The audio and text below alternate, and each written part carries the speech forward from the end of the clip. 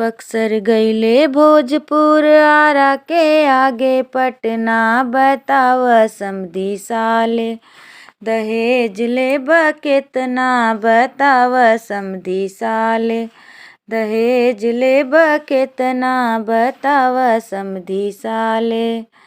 सास क बोली अलबी तलबी ससुर क बोली नरमी तनि हटके बैठ बन्ना।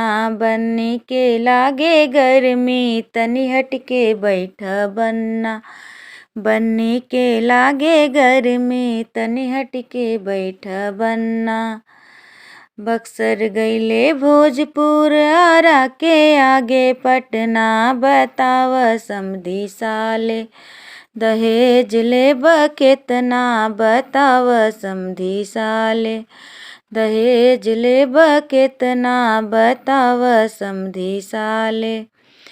जेठनी क बोली अलबी तलबी जेठ क बोली नरमी तनि हटके बैठ बन्ना।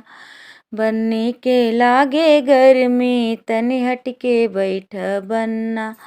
बन्नी के लागे गर्मी तनि हटके बैठ बन्ना।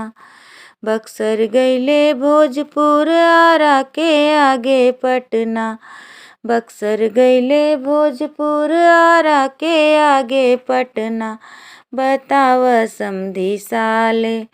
दहेज लेब केतना बताव समधी साले। दहेज लेब केतना बताव समधी साले। देवरानी क बोली अलबी तलबी देवर क बोली नरमी तनि हटके बैठ बन्ना। बन्नी के लागे गर्मी तनि हटके बैठ बन्ना। बन्नी के लागे गर्मी तनि हटके बैठ बन्ना। बक्सर गईले भोजपुर आरा के आगे पटना। बक्सर गईले भोजपुर आरा के आगे पटना बताव समधी साले। दहेज लेब केतना बताव समधी साले।